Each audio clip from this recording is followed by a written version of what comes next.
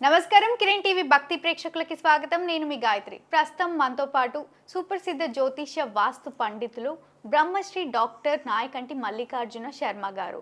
వారితో మాట్లాడదాం. నమస్కారం నమస్కారం అమ్మా. గురుగారు, ముందుగా ఉగాది శుభాకాంక్షలు. తప్పకుండా అమ్మా. మీకు కూడా మన కిరణ్ టీవీ ప్రేక్షకులందరికీ కూడా, కిరణ్ టీవీ స్టాఫ్ వాళ్ళందరికీ కూడా శ్రీ పరాభవనామ సంవత్సరం నూతన ఉగాది శుభాకాంక్షలు. గురుగారు, ఇప్పుడు వచ్చే ఉగాది మొత్తం కూడా శ్రీ పరాభావనామ సంవత్సరం అని అంటున్నారు కదా, అసలు శ్రీ పరాభావనామ సంవత్సరం అంటే ఈ యొక్క అర్థం ఏంటి గురుగారు? తప్పకుండా అమ్మ. ఓం శ్రీ గురుభ్యో నమ, ఓం శ్రీ మాత్రే నమ. శ్రీ పరాభవనామ సంవత్సరం. పరాభవనామ సంవత్సరం అంటే సహజంగా ఎక్కడ గుర్తొస్తుందంటే ఎన్టీ రామారావు గారి పిక్చర్లో దుర్యోధనుడి దగ్గర ద్రౌపది పరాభవం చెందటం, అంటే ద్రౌపది ద్వారా దుర్యోధనుడు పరాభవం చెందటం అంటారు. అంటే పరాభవము అంటే ఏంటంటే అవమానము. అంటే దుర్యోధనుడు చెబుతాడు ద్రౌపది నన్ను పరాభవించింది అని. అంటే పాత సినిమాల్లో ఇవన్నీ కూడా ఓల్డ్ సినిమాల్లో ఉంటాయి. పరాభవం అంటే ఏంటంటే జీవితంలో అనేకమైన మార్పులు, పరిణామాలు, అవమానాలు, అనుమానాలు, గత అనుభవాలను దృష్టిలో పెట్టుకునే నామ సంవత్సరమే శ్రీ పరాభవనామ సంవత్సరం అంటారు. అంటే పరాభవించటము అంటే ఏమిటంటే అవమానించటము. జీవితంలో అనేక మార్పులు, అనేక ఒడిదుడుకులు, గత కాలంలో ఉండే ఎక్స్పీరియన్సు, అంటే గత అనుభవాలు. అంటే మనం ఏదైతే చేస్తామో ఆ అనుభవాలు మనల్ని ఎవరైతే అవమానిస్తారో, అనుమానిస్తారో అలాంటి వాళ్ళని మనం గుర్తుపెట్టుకోవాల్సినది, అంటే గుర్తుపెట్టుకోవాల్సిన అవసరం అనేది ఉంటుంది. అంటే పరాభవించటం అంటే అవమానించటము, సింపుల్గా చెప్పాలంటే. అంటే ఈ పరాభవించటంలో శ్రీ పరాభవనామ సంవత్సరంలో ప్రత్యేకంగా ఎలాంటి అనుమానాలు, అవమానాలు, జీవితంలో అనూహ్యమైన మార్పులు, పరిణామాలు అనే విషయాన్ని పరాభవం అంటారు.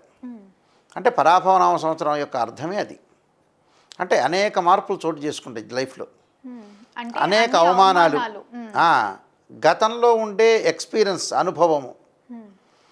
పరాభవం చెందటం అంటారు సాధారణంగా. పరాభవం చెందటం అంటే అదే అవమానించటం, నన్ను కించపరచటము, నన్ను వేరే రకంగా చూడటము, హింస పెట్టటము, రకరకాల అవమానాలు, అంటే క్రిటిసైజెస్. దాన్ని శ్రీ పరాభవనామ సంవత్సరం అంటాం. అంటే దాని యొక్క అర్థమే అది. శ్రీ పరాభవనామ సంవత్సరంలో మనం కొంత జాగ్రత్తగా ఉండాలి, మెడుకోలు ఉండాలి. అనేకమైన పరిణామాల విషయంలో కూడా కొద్దిగా తొందరపాటు పడకుండా ఆచితూచి అడుగు వేసి ముందుకు వెళ్ళాలి అని అర్థం. అది పరాభవనామ సంవత్సరం. గురుగారు, ద్వాదశ రాశుల్లో చివరి రాశి మీనరాశి. శ్రీ పరాభవనామ సంవత్సరంలో మీనరాశి వారికి ఎలా ఉండబోతుంది? ఆదాయము, వ్యయము, రాజపూజ్యము, అవమానాలు ఇవన్నీ కూడా ఎలా ఉండబోతున్నాయి తెలియజేయండి. తప్పకుండా అమ్మ. మీనరాశి వాళ్ళకు వచ్చేట 14 ఆదాయం, 11 ఖర్చు, 7 గౌరవం, 2 అవమానం. అంటే బాగుంటుంది అని అర్థం. మీనరాశి వాళ్ళందరికీ కూడా ఎక్సలెంట్గా ఉంటుందని చెప్పుకోవచ్చు. బాగుంటుంది అంటే 14 ఆదాయం, 11 ఖర్చు కదా, 7 గౌరవం, 2 అవమానం. అంటే ఆదాయం బాగా పెరుగుతుంది, గౌరవం కూడా బాగా పెరిగే అవకాశాలు ఎక్కువగా ఉంటాయి. ముఖ్యంగా మీనరాశి వాళ్ళకు వచ్చేటప్పటికల్లా పూర్వాభాద్ర నక్షత్రం 4వ పాదం, ఉత్తరాభాద్ర నక్షత్రం 1, 2, 3, 4 పాదాలు, రేవతి నక్షత్రం 1, 2, 3, 4 పాదాల్లో జన్మించిన వాళ్ళందరూ కూడా మీనరాశి.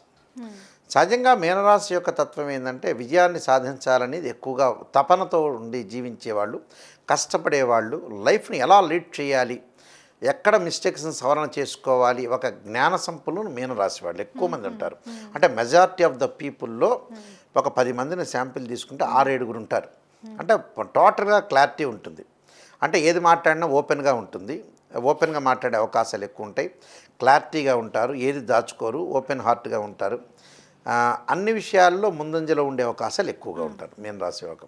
అంటే గురు పరంపరంగా ఉండే రాశి మీనరాశి. అంటే మీనరాశికి అధిపతి గురువు. యాక్చువల్గా ఈ రాశ్యాధిపతి గురువు ఇలా ఉండగా మన గ్రహగమన గతులన్నీ కూడా చూడాలి. గ్రహగమన గతులు చూసి ఎక్కడ జాగ్రత్త తీసుకోవాలి, ఎక్కడ జాగ్రత్తగా ఉండాలి, కేర్గా ఉండాలి, చాలా ఇంపార్టెంట్ ఇక్కడ. అలాంటి గ్రహగమన గతుల గురించి చూద్దామమ్మా. ఓకే, తప్పకుండా గురుగారు. గ్రహగమన గతులు అన్నీ కూడా ఎలా ఉండబోతున్నాయి, ఏవి అనుకూలంగా ఉన్నాయి, ఏవి అనుకూలంగా లేవు, ఒకసారి తెలియజేయండి. ఏ గ్రహాలు ఎలా పనిచేస్తాయి అది కూడా తెలియజేయండి. తప్పకుండా అమ్మా. జూన్ 2 వరకు కూడా గురువు మిథున్ రాశిలో సంచారం చేస్తాడు. మిథున్ రాశిలో సంచారం చేసినప్పుడు ఈ మీనరాశి వాళ్ళకి చతుర్థ స్థానంలో గురువు ఉంటాడు. జూన్ 2 వరకు కూడా కొంత పొదుపు చేసుకోవాలి. అంటే ఆదాయ వనరుల విషయంలో కానీ అధిక ఖర్చులు తగ్గించాలి. ఎక్స్పెండిచర్స్ విషయంలో కూడా కొంత జాగ్రత్తగా ఉండాలి. తల్లి యొక్క ఆరోగ్యం ఇంపార్టెంటు. అలానే చతుర్థంలో గురువు ఉండటం వల్ల ఏమవుతుందంటే వాహనాలు కొనుగోలు చేస్తారు, కానీ ఆరోగ్యపరంగా ఇబ్బందులు కానీ, తల్లి యొక్క ఆరోగ్యం కానీ, వాహనాలు తీసుకునేటప్పుడు కొన్ని గొడవలు కానీ చాలా జాగ్రత్తలు. అంటే జూన్ 2 వరకు విద్యార్థులు కూడా జాగ్రత్త ఉండాలి. ఈ అకాడమిక్ ఇయర్లో ఎవరైతే మార్చి ఏప్రిల్ మన ఎగ్జామ్స్ రాస్తారో విద్యార్థులు కొంత అధిక శ్రద్ధ పెట్టాలి. వేరే వ్యాపకాలన్నీ కూడా తగ్గించుకొని చదువు మీద బాగా ఎడ్యుకేషన్ మీద కాన్సన్ట్రేషన్ చేయాలి. జూన్ 2 నుంచి మన దేవగురు అయిన బృహస్పతి కర్కాటక రాశిలో సంచారం చేస్తాడు. 5వ స్థానం అంటారు.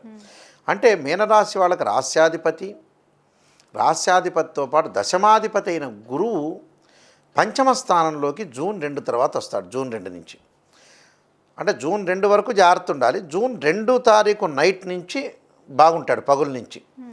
అంటే పంచమ స్థానంలోకి వస్తాడు. పంచమ స్థానంలో రావడం వల్ల చాలా అనుకూలమైన ఫలితాలు జరుగుతాయి. ఎలాంటి సంతానం లేని వారికి సంతానం కలగడం, సంతానం ద్వారా కొన్ని శుభవార్తలు, వివాహాది శుభ కార్యక్రమాల్లో పాల్గొనే అవకాశాలు, గతంలో ఏదైతే ఆగిపోయి ఆ పనులన్నీ కూడా స్టార్ట్ చేసే అవకాశాలు ఎక్కువ ఉంటాయి. గతంలో ఆగిపోయింటే కొన్ని మన కోరికలు ఉండొచ్చు, కొన్ని ప్రాబ్లమ్స్ ఉండొచ్చు, ఆ ప్రాబ్లమ్స్ రెక్టిఫై చేసుకోవాలని ఒక ఆలోచన కలిగి ఉండొచ్చు. అలాంటివన్నీ కూడా సక్సెస్ అయ్యే అవకాశాలు ఎక్కువ ఉంటాయి. అంటే 14 ఖర్చు 14 ఆదాయం 11 ఖర్చు అంటే 3 డిఫరెన్స్. అంటే రుణాలు అన్నీ కూడా తీర్చుకునే అవకాశాలు ఎక్కువ ఉంటాయి. అంటే క్లీన్ చీట్గా ఉండే అవకాశాలు ఎక్కువ ఉంటాయి. అన్నీ కూడా ఓపెన్గా అన్ని విషయాలు అయిపోయినాయి. అంటే వీళ్ళు ఎలా చేస్తారంటే బ్యాంక్ లోన్స్ వచ్చే అవకాశాలు ఉంటాయి. అప్పులన్నీ తీర్చేసుకొని ఒక లోన్ ఒకటే కట్టాలనే ఉద్దేశంతో ఉంటారు వీళ్ళు. మళ్ళీ ఇచ్చిన డబ్బు తిరిగి రావడానికి ఏమైనా అవకాశం ఉందంటారు? ఉంటుంది. ఇచ్చిన డబ్బు తిరిగి వచ్చే అవకాశం ఉంటుంది. ఎప్పుడు ఉంటుంది? జూన్ 2 తర్వాత ఉంటుంది వీళ్ళకి. జూన్ 2 లోపల వాడు ఆలస్యం చేసే అవకాశాలు ఎక్కువ ఉంటాయి. ఈరోజు ఇద్దాం, రేపు ఇద్దాం, వెళ్ళిద్దామని అవకాశాలు ఎక్కువ ఉంటాయి. జూన్ 2 తర్వాత ఏదైతే డబ్బులు ఇచ్చారో అవి వచ్చే అవకాశాలు ఎక్కువ ఉంటాయి. అక్టోబర్ 31 లోపల వచ్చే అవకాశం ఒకటి ఉంటుంది. మనం గట్టిగా ప్రయత్నం చేస్తే మంచి ఫలితం వచ్చే అవకాశాలు ఉంటాయి. అలానే సంతానం కలగటం, సంతానం ద్వారా శుభవార్తలు, వివాహ శుభ కార్యక్రమాల్లో పాల్గొనే అవకాశాలు కూడా బాగా ఎక్కువ ఉన్నాయి. అంటే టోటల్గా గురుబలం అనేది బాగుంది వాళ్ళకి. గౌరవ మర్యాదలు కూడా పెరిగే అవకాశాలు బాగా ఎక్కువ ఉంటాయి. అటు శత్రువులు మిత్రులుగా మారిపోవటం జరుగుతుంటుంది. ఆ ఎనిమీస్ ఎవరైతే ఉంటారో వాళ్ళు ఫ్రెండ్షిప్ దగ్గరికి వచ్చేస్తారు. అయితే లైఫ్ని ఎలా ఎన్హాన్స్ చేయాలని ఆలోచన చేస్తారు. లైఫ్ను లీడ్ చేసే అవకాశాలు ఎక్కువగా ఉంటాయి. అంటే ఎక్కువగా మీనరాశి వాళ్ళు ఏంటంటే హ్యాపీగా ఉండే అవకాశాలు ఎక్కువ ఉంటాయి.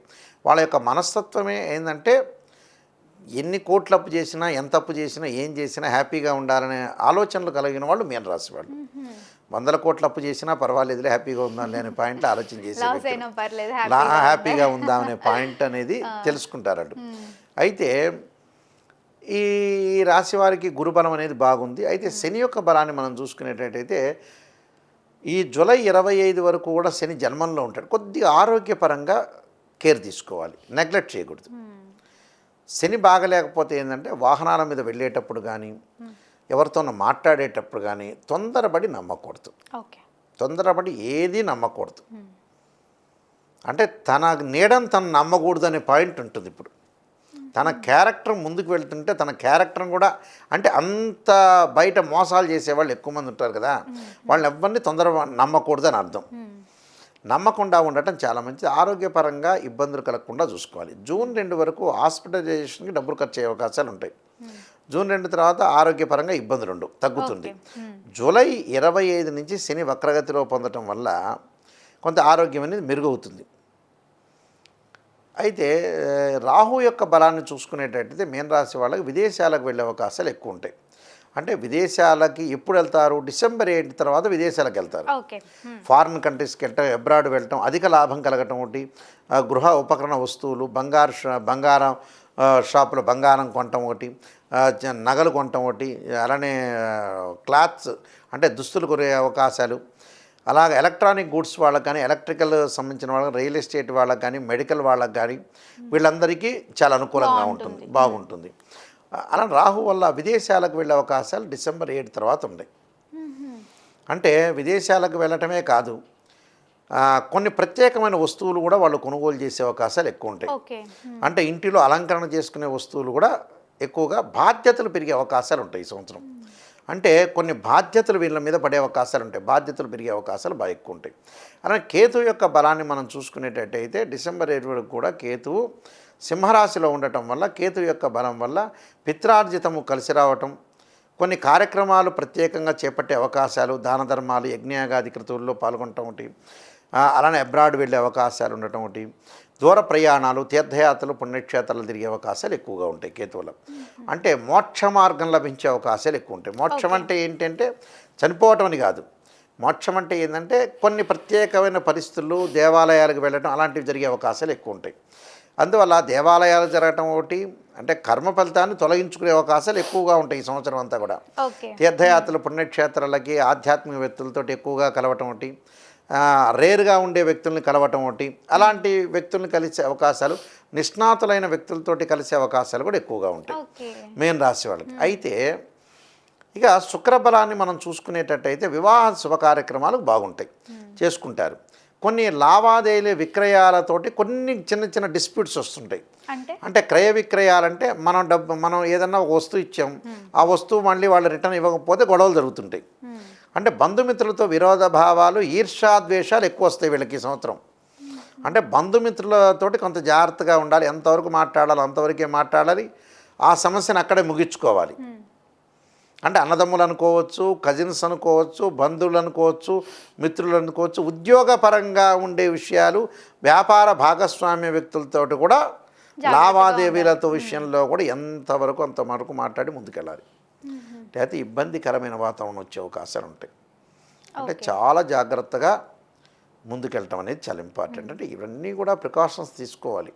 ప్రికాషన్స్ తీసుకొని లైఫ్ని ఎప్పుడూ కూడా నెగిటివ్ ఉంటే ఆ నెగిటివ్ని విని చాలా జాగ్రత్తగా ఉండి ఆ నెగిటివ్ని మనం ఎక్కడ తగ్గించుకోవాలని చూసుకుని ముందుకెళ్తే లైఫ్ అనేది క్లారిటీగా ఉంటుంది. తప్పకుండా గురుగారు. మళ్ళీ పరిహారం ఏమైనా ఉంటుందా వీళ్ళకి పరిహారం అనేది ఏంటంటే శరీరే జర్జరీభూతే వ్యాధిగ్రస్తే కలేవరి ఔషధం జాహ్నవీతోయం వైద్యో నారాయణ హరిని మంత్రాన్ని ఆరోగ్యపరంగా ఇబ్బందులు లేకుండా చూసుకోవాలి. ఆడవాళ్ళకి అబ్డామిన్ సంబంధించినవి, మగవాళ్ళ దీర్ఘకాలిక వ్యాధులు, మైగ్రేన్, హెడేక్స్, తలనొప్పి ఇలాంటివి వచ్చే అవకాశాలు ఎక్కువగా ఉంటాయి. అలాంటి శిరోకంఠానికి సంబంధించిన వ్యాధులు రాకుండా చూసుకోవాలి. అలానే వీళ్ళు పరిహారంలో కూడా ఖచ్చితంగా వీళ్ళు గణపతిని ఆరాధన చేయాలి. అంటే వక్రతుండ మహాకాయ కోటి సూర్య శవప్రభ నిర్విఘ్నం కురుమే దేవ సర్వకార్యేషు సర్వదా అంటారు. అంటే గణపతి యొక్క ప్రార్థన చేసి, గకారంతో గణపతి యొక్క ప్రార్థన చేసి, అలానే విష్ణుమూర్తిని ఆరాధన చేయాలి. విష్ణువుని ఆరాధన చేయటం వల్ల నారాయణాయుధే వాసుదేవాయుధీమే తన్నో విష్ణు ప్రచోదయాత్ అనే మంత్రాన్ని చక్కగా చదవటం ఒకటి, తత్పురుషాయుధే మహాదేవాయుధీమే తన్నో రుద్ర ప్రచోదయాత్ అనే మంత్రాన్ని చక్కగా చదువుకోవటం వల్ల వీళ్ళకి మంజరి అవకాశాలు ఖచ్చితంగా ఉంటాయి. మీనరాశి వాళ్ళందరూ కూడా శ్రీ పరమేశ్వరుడి యొక్క కరుణాకటాక్షం ఉండాలని ఆశిస్తూ సర్వే జనా సుఖినో భవంతు. తప్పకుండా గురుగారు. శ్రీ పరాభవ నామ సంవత్సరంలో మీనరాశి వారికి ఎలా ఉండబోతుంది, తీసుకోవాల్సిన జాగ్రత్తలు ఏంటి, పాటించాల్సిన పరిహారాలు ఏంటి, ఎలా జాగ్రత్త పడాలి అని ఎంతో చక్కగా తెలియజేసినందుకు ధన్యవాదాలు. నమస్కారం.